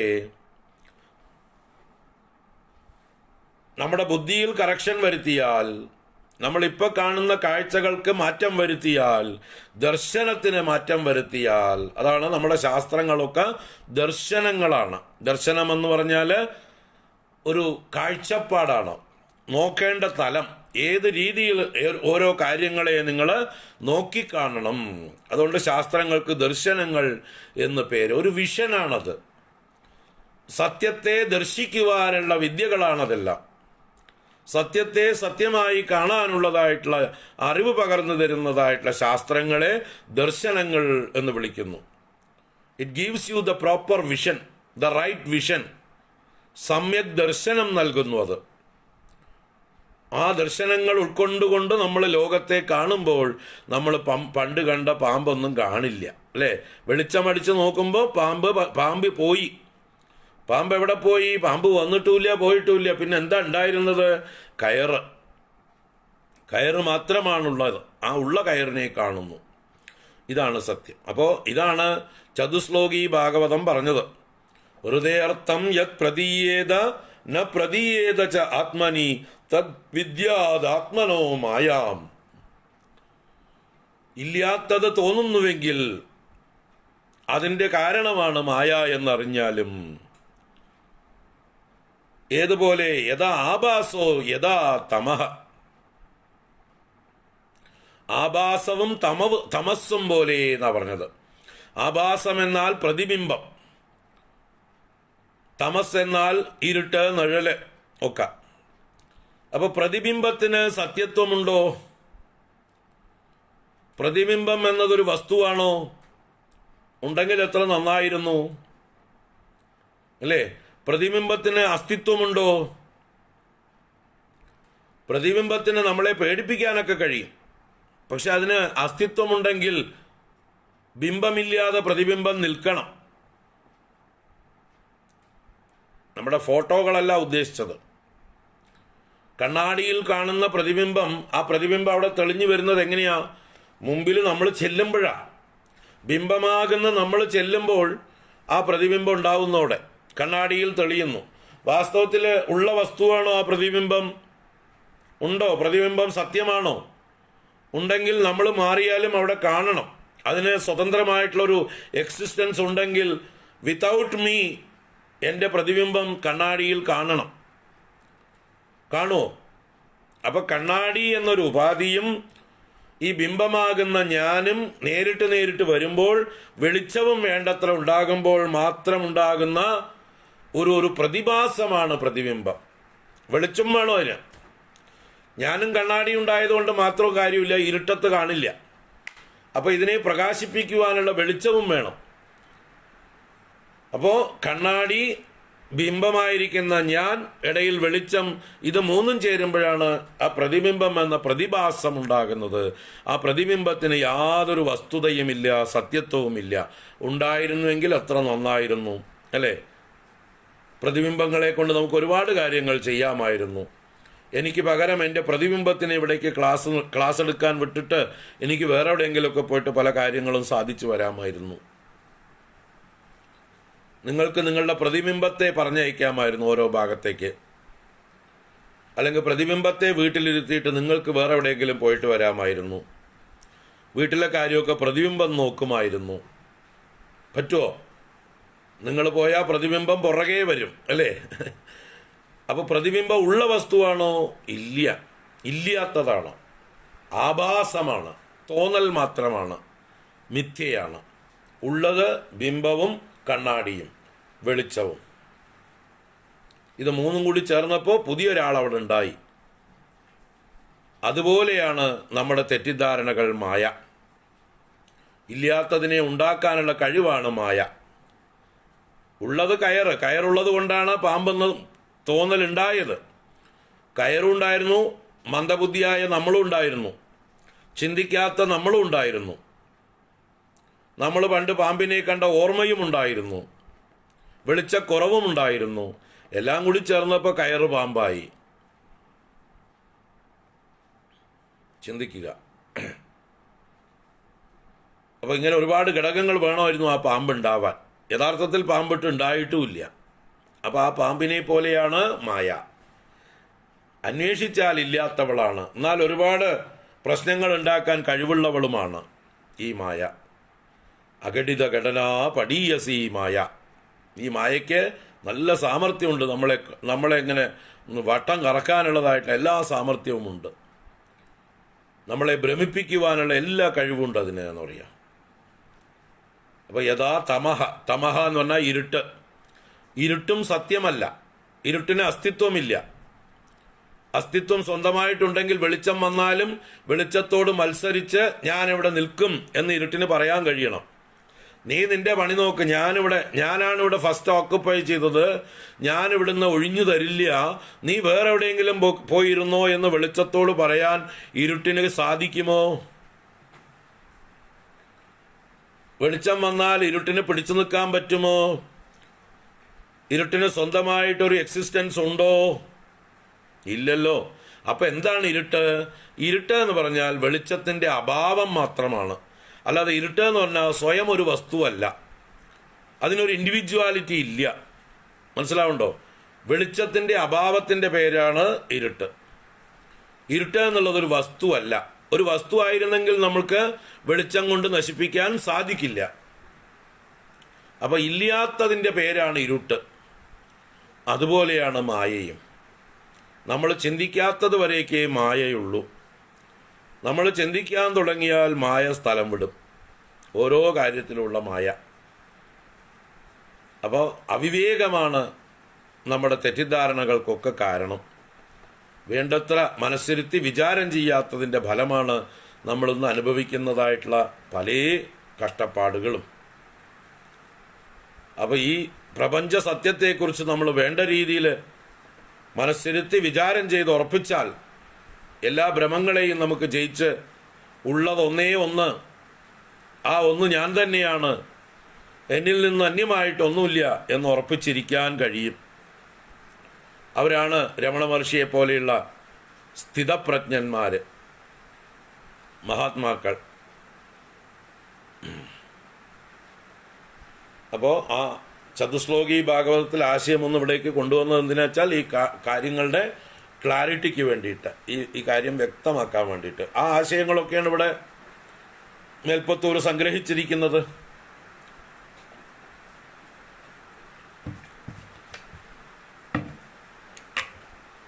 തുടർന്ന് മൂന്നാമത്തെ ശ്ലോകം നമ്മൾ തുടങ്ങി ഇന്നലെ. ഏവം ചദ്ദിപരാർദ്ധകാല വിഗതൗ ഈക്ഷാംസി സൃക്ഷാത്മികാം ബിഭ്രാണേ ത്വയി ചക്ഷുഭേ ത്രിഭുവനീ ഭാവായ മായാ സ്വയം. ഏവം ഇപ്രകാരം ദ്വിപരാർദ്ധകാല വിഗതൗ, ദ്വിപരാർദ്ധകാലം വിഗമിച്ചപ്പോൾ, പോയപ്പോൾ, ദ്വിപരാർദ്ധകാലം കഴിഞ്ഞപ്പോൾ എന്ന് പറഞ്ഞാൽ പ്രളയകാലം, ഒരു ദ്വിപരാർദ്ധകാലം പ്രളയം, ഒരു ദ്വിപരാർദ്ധകാലം സൃഷ്ടി, ബ്രഹ്മാവിൻ്റെ പകല്. അപ്പോൾ ത്വയി ബിഭ്രാണെ, അങ്ങ് ധരിച്ചു. എന്തിനെ? ഈക്ഷാം, ഈക്ഷയെ ധരിച്ചു. ഈക്ഷ എന്നാൽ നോട്ടം എന്നാണ്, ഇവിടെ ദർശനം, സങ്കല്പം എന്നൊക്കെ അർത്ഥം. അങ്ങ് യു വിഷ്വലൈസ്ഡ്. എന്തിനെ? ശുശ്രൂഷാത്മികാം ഈക്ഷ, സൃഷ്ടി ചെയ്യുവാനുള്ള ആ ഒരു സങ്കല്പത്തെ അങ്ങ് ധരിച്ചു. ശുശ്രൂഷ എന്നാൽ സ്രഷ്ടുമിച്ഛ, സൃഷ്ടിക്കുവാനുള്ള ഇച്ഛ. അപ്പോൾ സർഗപ്രക്രിയയ്ക്ക് വേണ്ടി പലതുണ്ടാവട്ടെ ഇവിടെ എന്നുള്ളതായിട്ടുള്ള സങ്കല്പത്തെ അങ്ങ് ധരിച്ചു. അതാണ് ബിഭ്രാണേ ത്വയി, ത്വയി ബിഭ്രാണേ സതി.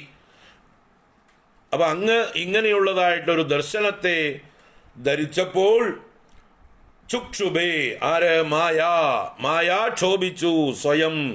എന്തിനായിക്കൊണ്ട്?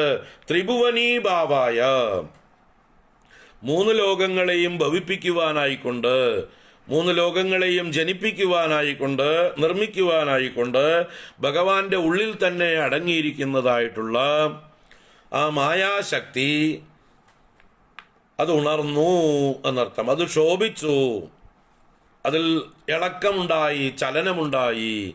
എങ്ങനെയാണോ ശാന്തമായിരിക്കുന്ന സമുദ്രത്തിൽ ഒരു കാറ്റടിച്ചാൽ അലകൾ ഇളകുന്നത്, കാറ്റടിക്കണം അപ്പോഴേ അലകൾ ഉണ്ടാവുള്ളൂ, അല്ലെങ്കിൽ സമുദ്രം ശാന്തം എന്നതുപോലെ ഇവിടെ ഒരു കാറ്റടിച്ചു. ഏത് കാറ്റ്?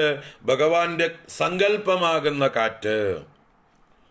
ഭഗവാൻ സങ്കല്പമാകുന്ന കാറ്റുകൊണ്ട് മായയാകുന്ന ശാന്തമായി സമഭാവത്തിൽ കിടന്നിരുന്ന ത്രിഗുണങ്ങൾ സാമ്യാവസ്ഥയിലിരുന്നിരുന്ന ആ ശാന്ത സമുദ്രത്തെ ഭഗവാൻ ഒന്ന് ക്ഷോഭിപ്പിച്ചു. തിരമാലകളുണ്ടായി, അല്ലേ? അതിൽ ചില സുനാമി തിരമാലകൾക്ക് വേണമെങ്കിൽ എന്ത് വേണമെങ്കിൽ നശിപ്പിക്കുവാനുള്ള ശക്തി പോലുമുണ്ട്. അത് വെറുതെ ശാന്തമായി കിടക്കുമ്പോൾ ഒരു കുഴപ്പമുണ്ടായിരുന്നില്ല. അപ്പോൾ ഭഗവാന്റെ സങ്കല്പമാണ് അവിടെ കാറ്റടിച്ചതും, ആ കാറ്റടിച്ചപ്പോൾ തിരമാലകളുണ്ടായതുപോലെ ഇവിടെ മായയാകുന്ന കടലിൽ കാറ്റടിച്ച് തിരമാലകളായി എന്നർത്ഥം. അപ്പോൾ ഭഗവാനിൽ ശാന്തമായി ലയിച്ചിരുന്ന മായ ക്ഷോഭിച്ചു മൂന്ന് ലോകങ്ങളെ നിർമ്മിക്കാൻ. അങ്ങനെ മായാദഹ കലു കാലശക്തി അഖില അദൃഷ്ടം സ്വഭാവോപിച്ച പ്രാദുർഭൂയ. മായാദഹ, മായാദഹ എന്ന് പറഞ്ഞാൽ ഫ്രം മായ, മായയിൽ നിന്ന് കാലശക്തി, കാലശക്തി ഉണ്ടായി. ആദ്യം എല്ലാ സൃഷ്ടിയും കാലത്തിലാണ്. അപ്പൊ കാലശക്തി ആദ്യം ഉണർന്നു. അഖില അദൃഷ്ടം ഉണർന്നു. അഖില അദൃഷ്ടം എന്ന് പറഞ്ഞാൽ മുൻ സൃഷ്ടികാലത്തുണ്ടായിരുന്ന ജീവന്മാരുടെ മുഴുവൻ കർമ്മവാസനകൾ, പുണ്യപാപങ്ങൾ അദൃഷ്ട രൂപത്തിലാണ് ഉള്ളത്. നമുക്കറിയില്ല നമ്മൾ എന്തൊക്കെ പുണ്യമാണ് ചെയ്തിട്ടുള്ളത്, എന്തൊക്കെ പാപമാണ് ചെയ്തിട്ടുള്ളത് എന്ന്. അത് കാണാത്തത് കൊണ്ടാണ് അതിനെ അദൃഷ്ടം എന്ന് പറയുന്നത്. നമുക്ക് അദൃഷ്ടം, നമ്മുടെ പുണ്യപാപങ്ങൾ നമുക്ക് അദൃഷ്ടം. അപ്പം നമുക്ക് അദൃഷ്ടമായതുകൊണ്ട് തന്നെയാണ് അതിൻ്റെ ഫലങ്ങൾ എന്താണ് വരാൻ പോകണമെന്ന് നമുക്ക് അറിയാത്തതും. നമ്മൾ മുമ്പ് ധാരാളം പുണ്യം ചെയ്തിട്ടുണ്ടെങ്കിൽ നമുക്ക് ജീവിതത്തിലെല്ലാം അനുകൂലമായി വരും. നമ്മൾ ആഗ്രഹിച്ചതൊക്കെ ഇതാന്ന് പറയുമ്പോഴേക്കും സാധിക്കും. എല്ലാം പോസിറ്റീവായിട്ട് സുഖമായിട്ട് വരും നമുക്ക്. നേരെ മറിച്ച് നമ്മൾ മുമ്പ് ചെയ്തത് ദുഷ്ടത്തരങ്ങളാണ്, പാപങ്ങളാണെങ്കിൽ അത് വരുന്നത് ദുരിതങ്ങളായിട്ട്, ദുഃഖങ്ങളായിട്ട്, വിഘ്നങ്ങളായിട്ട്, എന്ത് ചെയ്താലും ഫലിക്കാത്ത രീതിയിൽ നമ്മുടെ എല്ലാ പ്രയത്നങ്ങളും പരാജയപ്പെടും. പലതരത്തിലുള്ളതായിട്ടുള്ള രോഗാദി പീഡകൾ, മറ്റു പല ക്ലേശങ്ങൾ, ദാരിദ്ര്യങ്ങൾ, സന്തതിയില്ലായ്മ, അല്ലെങ്കിൽ ഉള്ള സന്തതികൾക്ക് നാശം, അല്ലെങ്കിൽ അവനവന് തന്നെ മരണം, ഇങ്ങനെ പല രൂപത്തിലും നമ്മുടെ ദുരിതങ്ങൾ, നമ്മുടെ പാപങ്ങൾ വ്യക്തമായി വരും. പക്ഷെ നമുക്കറിയില്ല, നമ്മുടെ കയ്യിലില്ല അതിൻ്റെ കണക്ക്. ഈ കണക്ക് നമ്മുടെ കയ്യിൽ ഇല്ലാത്തതുകൊണ്ടാണ് ഇതിനെ എന്ത് പറയണത്? അദൃഷ്ടം എന്ന് പറയണത്. തമിഴന്മാർ എപ്പോഴും പറയുന്ന പ്രയോഗമാണ് അധിർഷ്ടം എന്നാ അവർ പറയുക. അദൃഷ്ടം എന്ന് പറയില്ല, അധിർഷ്ടം. നമ്മുടെ എന്താണ് വലിയ ലോട്ടറി കച്ചവടക്കാരനായിട്ടുള്ള SS മണിയൻ ആൻഡ് കമ്പനി, അയാൾ ഇറക്കിയിരുന്ന ഒരു പത്രത്തിൻ്റെ പേരാണ് അദൃഷ്ടം എന്ന്. എന്താ വെച്ചാൽ മുഴുവൻ ലോട്ടറി റിസൾട്ടുകളാണ്. അപ്പോൾ ഭാഗ്യം എന്നുള്ള അർത്ഥത്തിൽ ആർക്കാണ് ഭാഗ്യം വരുന്നത്, ആ ഭാഗ്യം വരുന്നവരെ വിളിച്ചു പറയുന്ന നമ്പറുകളാണ് അതിലുള്ളത്. അപ്പോൾ ആ പേപ്പറിന് അയാളിട്ട പേര് അദൃഷ്ടം എന്ന്. ദിവസവും വൈകുന്നേരങ്ങളിൽ ഇറങ്ങിയിരുന്നു. പണ്ടൊക്കെ ഉണ്ടായിരുന്നു, ഇവിടെ ഇപ്പം ഇല്ല. ഒരു 30 കൊല്ലം മുമ്പൊക്കെ ധാരാളം ഉണ്ടായിരുന്നു. അദൃഷ്ടം, തമിഴന്മാർ അദൃഷ്ടം എന്ന് പറയും. അതിൻ്റെ പര്യായം തന്നെയാണ് ദൈവം എന്ന് പറയുന്നത്. ദൈവം എന്ന് പറഞ്ഞാലും വിധി എന്ന് പറഞ്ഞാലും ഒക്കെ ഇതൊക്കെ തന്നെയാണ്, ഈ അദൃഷ്ടം തന്നെയാണ്. നമുക്കറിയില്ല നമ്മുടെ എന്തൊക്കെയാണ് നമ്മൾ പുണ്യപാപങ്ങൾ ചെയ്തു വച്ചിരിക്കുന്നത് എന്ന്. ഇങ്ങനെ നമ്മൾ ജീവിതത്തിൽ എപ്പോഴും ദുരന്തങ്ങൾ വരുമ്പോഴാണ് ദൈവജ്ഞന്മാരെ കാണാൻ പോവുക. ആരാ ദൈവജ്ഞന്മാർ? ജ്യോത്സ്യന്മാർ അല്ലേ? അവർക്ക് ഇതൊക്കെ കാണാനുള്ള ചില ശാസ്ത്രങ്ങൾ അവരുടെ കയ്യിലുണ്ട്. ആ ജ്യോതിഷം എന്ന കണ്ണിലൂടെ അവർ നമ്മുടെ അദൃഷ്ടങ്ങളെയൊക്കെ നോക്കി വായിച്ച് നമ്മളോട് പറഞ്ഞു തരുന്നു. അതേ, നിങ്ങൾ ഇന്ന ജന്മത്തിൽ ഇന്ന പാപം ചെയ്തതിൻ്റെ ഫലമാണ് നിങ്ങൾക്ക് ഇന്ന ഭർത്താവിനെ കിട്ടിയിരിക്കുന്നത്, അയാൾ നിങ്ങളെ ഇങ്ങനെ പീഡിപ്പിച്ചുകൊണ്ടിരിക്കുന്നത്. നിങ്ങൾ പൂർവ്വജന്മത്തിൽ കുട്ടികളെ ഉപദ്രവിച്ചതിൻ്റെ ഫലമാണ് ഇപ്പോൾ ഈ ജന്മത്തിൽ നിങ്ങളുടെ മക്കൾ ഉപദ്രവിച്ചുകൊണ്ടിരിക്കുന്നത്. പൂർവ്വജന്മത്തിൽ നിങ്ങൾ ഇന്നവർക്കൊക്കെ കടം വാങ്ങിച്ചിട്ട് കൊടുക്കാതിരുന്നതിൻ്റെ ഫലമാണ് ഇപ്രാവശ്യം ഈ ജന്മത്തിൽ അവർ നിങ്ങളുടെ ഇന്ന് തട്ടിക്കൊണ്ടു പോയത്, നിങ്ങളുടെ മുതലൊക്കെ അപഹരിച്ചുകൊണ്ട് പോയത്. ഇങ്ങനെ നമ്മുടെ പൂർവ്വജന്മത്തിൽ നമ്മൾ ചെയ്തത് കാണാൻ കഴിയില്ലെങ്കിൽ ഇവർ അനുമാനിച്ച് നമ്മളോട് പറഞ്ഞു തരും, ദാ ഇന്നതിൻ്റെ ഫലം ഇന്നതാണ് കേട്ടോ, അപ്പോൾ അതിനായിട്ട് കൊണ്ട് നിങ്ങൾ ഇന്ന പ്രായശ്ചിത്തം ചെയ്യൂ, ഇന്ന പ്രതിവിധി ചെയ്യൂ എന്ന് അവർ നമ്മളോട് സജസ്റ്റ് ചെയ്യും. അങ്ങനെ പ്രായശ്ചിത്തങ്ങൾ ചെയ്യുമ്പോൾ നമുക്ക് ആ പൂർവ്വ സുകൃതങ്ങളെ, ദുഷ്കൃതങ്ങളെയൊക്കെ ഒന്ന് ലഘൂകരിക്കാനായിട്ട് പറ്റും. അതിൻ്റെ ഇമ്പാക്റ്റ് കുറയ്ക്കാൻ പറ്റും. അതിൻ്റെ ഇഫക്റ്റ് ബാധിക്കാതെ കുറേയൊക്കെ തടയാൻ പറ്റും. അപ്പോൾ ഇങ്ങനെയാണ് അദൃഷ്ടം എന്ന വാക്കിൻ്റെ അർത്ഥം. അത് വ്യക്തമാക്കി വെക്കുക. അദൃഷ്ടം എന്നാൽ പൂർവ്വ പുണ്യപാപങ്ങൾ, മുമ്പ് ചെയ്ത കർമ്മഫലം, അതാണ് അദൃഷ്ടം. അതിൻ്റെ ഫലമാണ് നമ്മുടെ സ്വഭാവം. അതാണ് സ്വഭാവോപി. സ്വഭാവവും ഉണ്ടായി വരുന്നു, സ്വഭാവം പ്രകടമാകുന്നു. സ്വഭാവം പെട്ടെന്നുണ്ടാവുന്നതല്ല. സ്വഭാവം എന്നുള്ളത് പൂർവ കർമ്മങ്ങളുടെ ഓരോരോ ശേഷിപ്പാണ് അല്ലേ? ഇത്രയും ദിവസം നിങ്ങൾ എങ്ങനെ ജീവിച്ചു, അതാണ് നിങ്ങളുടെ ഇന്നത്തെ സ്വഭാവം. ഇപ്പോൾ കുറേ ദിവസമായിട്ട് കൊറോണ കാലത്ത് നമ്മുടെ സ്വഭാവമൊക്കെ ഒന്ന് മാറി അല്ലേ? എന്താ കാരണം? നിവൃത്തികേട് കൊണ്ട്. പുറത്ത് പോകാൻ നിവൃത്തിയില്ല, വേറെ അടിച്ചു പൊളിക്കാനൊന്നും നിവൃത്തിയില്ല, സിനിമയ്ക്ക് പോകാൻ നിവൃത്തിയില്ല, പരദൂഷണം പറയാൻ ആൾക്കാരെ കിട്ടാനില്ല, ഒക്കെ കൂടി ആയപ്പോൾ കഴിഞ്ഞ ഏതാനും മാസങ്ങളായി, ദിവസങ്ങളായി നമ്മുടെ സ്വഭാവം മാറി. അപ്പൊ സ്വഭാവം മാറാൻ കാരണം എന്താ? ഇന്നലത്തെ കർമ്മം, മിനിഞ്ഞാത്ത കർമ്മം, നാലാമത്തെ കർമ്മം, അങ്ങനെയുള്ള കർമ്മങ്ങളുടെ സഞ്ചയഫലമായിട്ടാണ് നമ്മുടെ സ്വഭാവത്തിന് മാറ്റം ഉണ്ടാകുന്നത്. അപ്പൊ അതുപോലെയാണ് ഓരോ ജീവന്മാരുടെയും സ്വഭാവം. ജന്മാന്തരങ്ങളിൽ അവര് ഏതൊക്കെ പ്രവൃത്തികൾ ചെയ്തുവോ, എന്തൊക്കെ കർമ്മങ്ങൾ ചെയ്തുവോ, അതിൻ്റെയൊക്കെ വാസനയാണ് അവരുടെ സ്വഭാവമായിട്ട് ഈ ജന്മത്തിൽ പ്രകടമാകുന്നത്. അപ്പൊ സ്വഭാവം എന്ന് പറഞ്ഞാൽ ആ വാസനയുടെ പ്രകടനം, ആ പ്രാരബ്ധം. അപ്പൊ അദൃഷ്ടവും പ്രാരബ്ധമായ സ്വഭാവവും അതെല്ലാം കൂടി പ്രാദുർഭവിച്ചിട്ട്,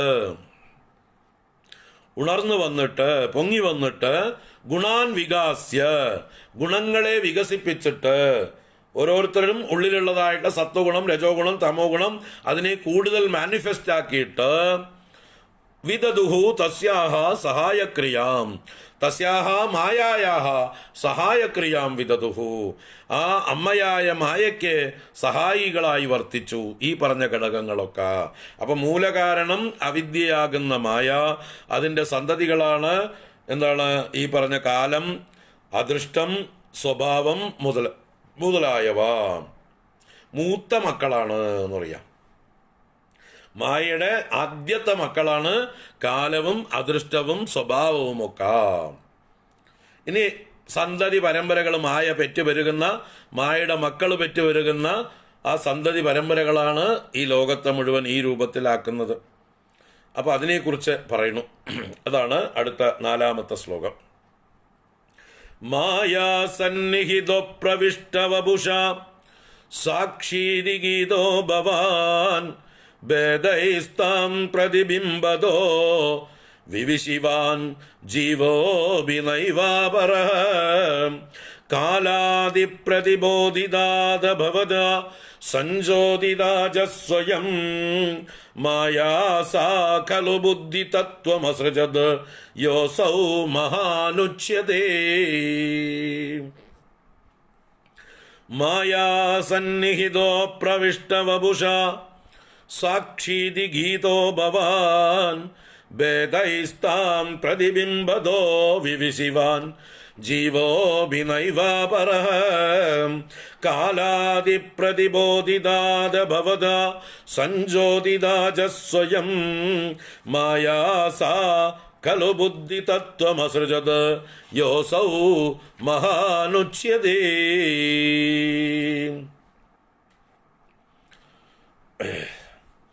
ഇവിടെ മായാസന്നിഹിത അപ്രവിഷ്ടവപുഷ ഭവാൻ സാക്ഷീതി ഗീത. മായാസന്നിഹിത, ആ മായയിൽ സാന്നിധ്യം ചെയ്തവൻ, മായയിൽ പ്രവേശിച്ചവൻ. മായയിൽ പ്രവേശിക്കുക എന്ന് പറഞ്ഞാൽ മായയ്ക്ക് ചൈതന്യം പകർന്നുകൊടുത്ത് മായയെ പ്രവർത്തിപ്പിക്കുന്നവൻ, മായയിൽ വ്യാപിച്ചിരിക്കുന്നവൻ. അങ്ങനെയുള്ള മായാസന്നിഹിതനായിരിക്കുന്ന ഈശ്വരൻ അപ്രവിഷ്ടവപുഷ. അപ്രവിഷ്ടവപുഷ എന്ന് പറഞ്ഞാൽ ആ വപുസ് പൂർണ്ണമായി പ്രവേശിച്ചിട്ടില്ല.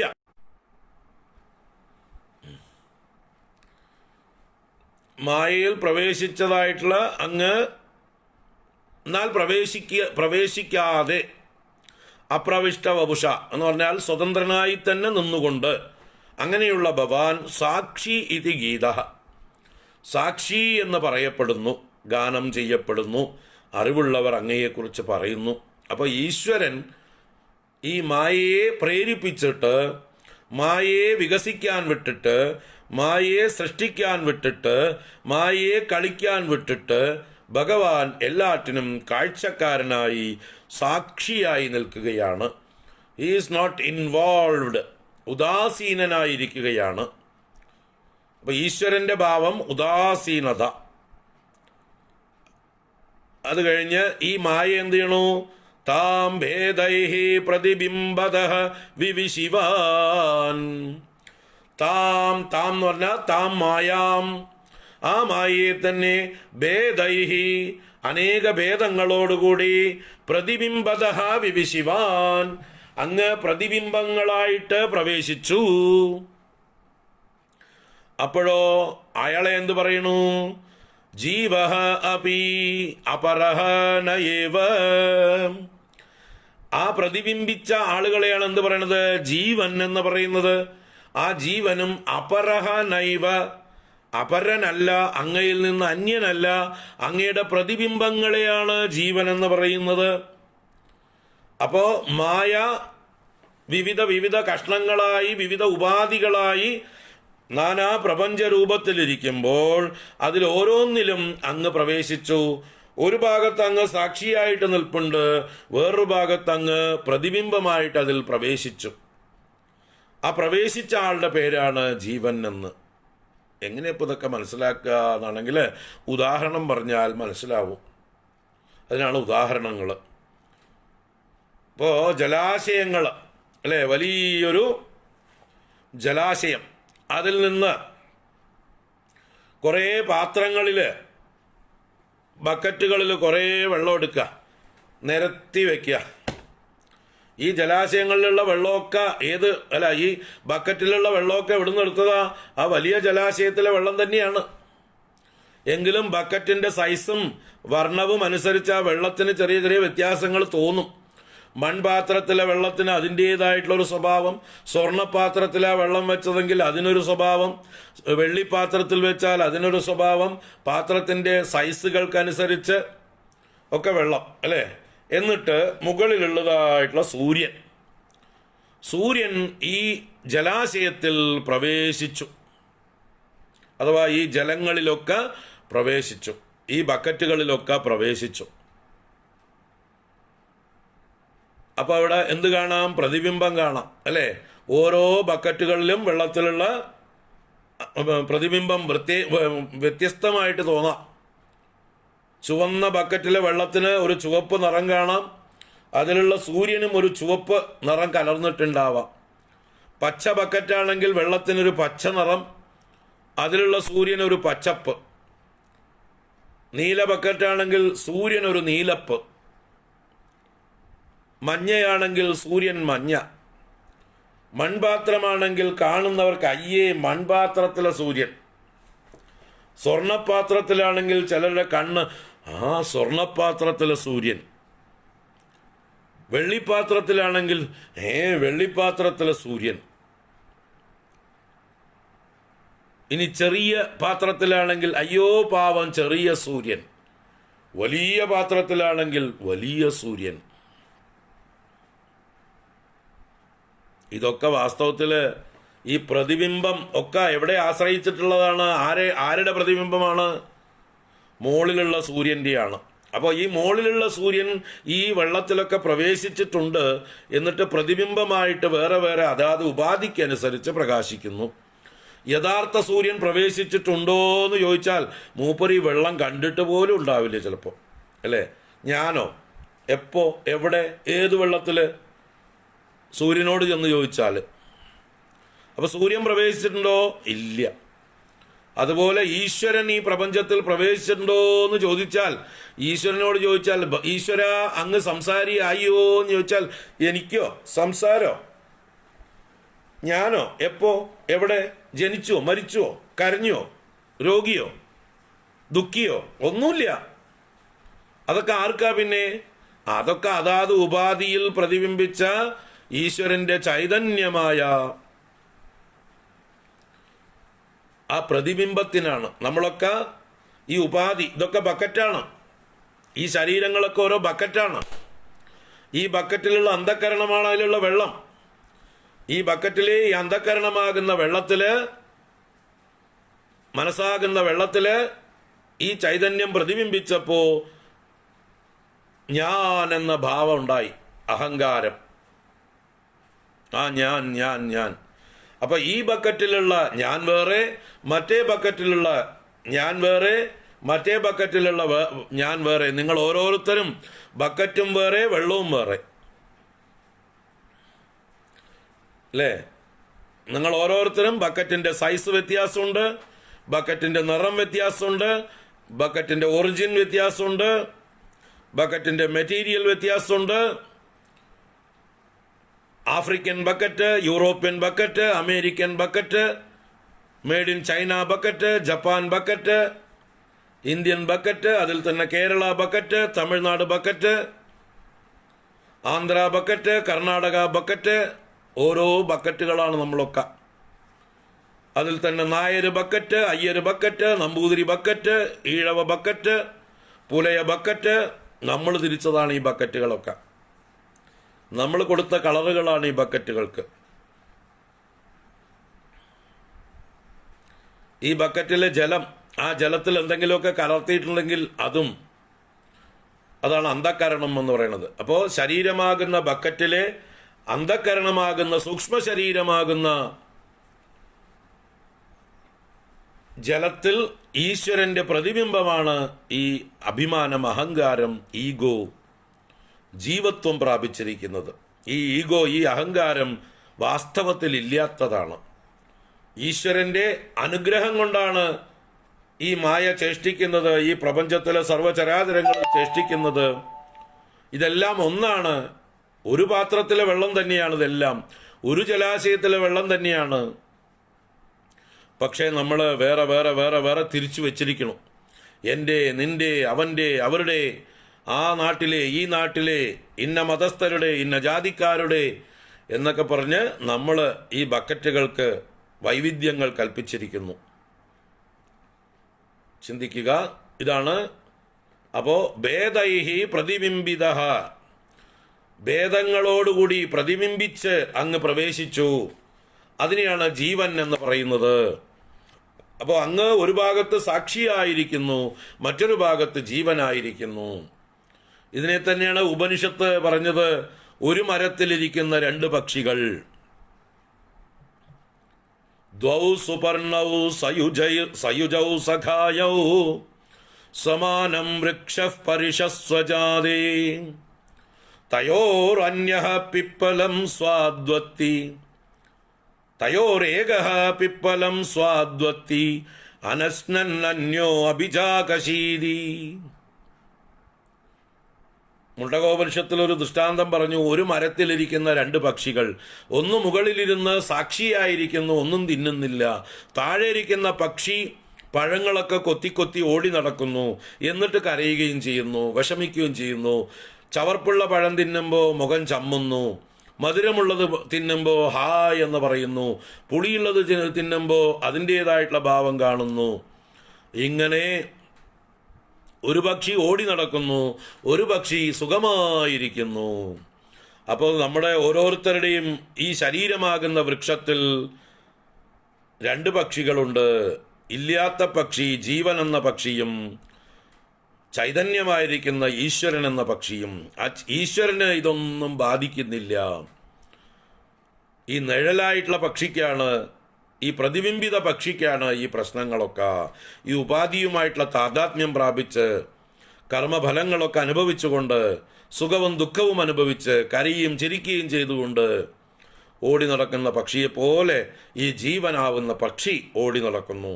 ഈശ്വരനാകുന്ന പക്ഷി സാക്ഷിയായിരിക്കുന്നു. ഈ പ്രപഞ്ചം തന്നെയാണ് ആ വൃക്ഷം. ഊർധ്വമൂലം അധശാഖം അശ്വത്ഥം.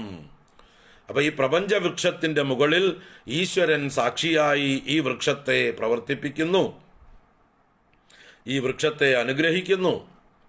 അതിൽ ജീവന്മാരാകുന്ന പക്ഷികൾ പലതരത്തില് ബുദ്ധിമുട്ടുകൾ അനുഭവിക്കുന്നു. അപ്പൊ താം ഭേദൈ പ്രതിബിംബത വിവിശിവാൻ ജീവ അപി അപരഹ ന ഏവ. വാസ്തവത്തിൽ ഈ ജീവൻ അപരനല്ല. അങ്ങനെ അത് കാലാദി പ്രതിബോധിത ഭവതാ സംചോദിത ച സാ മായാ കലു സ്വയം ബുദ്ധിതത്വം അസൃജത്. അങ്ങനെ അങ്ങയുടെ തന്നെ പ്രേരണ കൊണ്ട് കാലാദികളാൽ പ്രതിബോധിതയായ ഭവതാ സഞ്ചോദിത സാ മായ, അങ്ങയാൽ പ്രേരിപ്പിക്കപ്പെട്ട മായ കാലം കൊണ്ട് പ്രേരിക്കപ്പെട്ടും കാലസ്വരൂപത്താൽ പ്രേരിപ്പിക്കപ്പെട്ടുമായിട്ട് സ്വയം ബുദ്ധിതത്വം ആശ്രയിച്ചത്. ഈ മായ ബുദ്ധിതത്വത്തെ സൃഷ്ടിച്ചു. ആ ബുദ്ധിതത്വത്തെ തന്നെയാണ് യഹ അസൗ മഹാൻ ഉച്യതേ. ആ ബുദ്ധിതത്വത്തെ തന്നെയാണ് മഹത്തത്വം എന്നും പറയുന്നത്. മഹാൻ എന്ന് പറഞ്ഞത് ഇവിടെ മഹത്തത്വമാണ്. അപ്പോൾ ബുദ്ധിതത്വം തന്നെയാണ് മഹത്തത്വം. അപ്പൊ എന്താണ് മഹത്തത്വം? അതാണ് പലരുടെയും ചോദ്യം. ആ ചോദ്യത്തിന് ഉത്തരം നാളെ. മഹത്തത്വം നാളെ കാണാം. ആ മഹത്തത്വത്തെ തന്നെയാണ് 5-ാം ശ്ലോകത്തിൽ കൂടുതൽ വിശദീകരിക്കുന്നുണ്ട്. 5-ാം ശ്ലോകത്തിൽ അതിൻ്റേതായിട്ടുള്ള കുറച്ച് സൂചനകളുണ്ട്. നമുക്ക് കാണാം മഹത്തത്വം എന്താണെന്ന് നാളെ കാണാം. അതിൽ നിന്നാണ് പിന്നീട് അഹങ്കാരതത്വം, അഹങ്കാരതത്വത്തിൽ നിന്നാണ് പിന്നെ പഞ്ചതന്മാത്രകൾ, പഞ്ചഭൂതങ്ങൾ, ജ്ഞാനേന്ദ്രിയങ്ങൾ, കർമ്മേന്ദ്രിയങ്ങൾ, ദേവന്മാർ ഒക്കെ ഉണ്ടാവുന്നതിനെക്കുറിച്ച് പറയുന്നത് നാളെ കാണാം. ഇന്നിപ്പോൾ ഫൗണ്ടേഷൻ ക്ലിയർ ആയി എന്ന് വിചാരിക്കണു, സ്ട്രോങ് ആയി എന്ന് വിചാരിക്കണു. ഈ ഫൗണ്ടേഷൻ്റെ മുകളിൽ നമുക്ക് കെട്ടിടം കെട്ടാം, ഈ പ്രപഞ്ച സൃഷ്ടിയാകുന്ന നിർമ്മിതി നടത്താം. ഓം കായേന വാചാ മനസേന്ദ്രിയൈർവാ ബുദ്ധ്യാത്മനാ വാ പ്രകൃതേ സ്വഭാവാത് കരോമി യദ്യത് സകലം പരസ്മൈ നാരായണായേതി സമർപ്പയാമി. ഓം ശാന്തി ശാന്തി ശാന്തി. ഹരി ഓം ശ്രീ ഗുരുഭ്യോ നമഃ. ഹരി ഓം. ഹരി ഓം. നാരായണ. വൈകിട്ട് കാണാം. വൈകിട്ട് 4:30 ദേവി മാഹാത്മ്യം.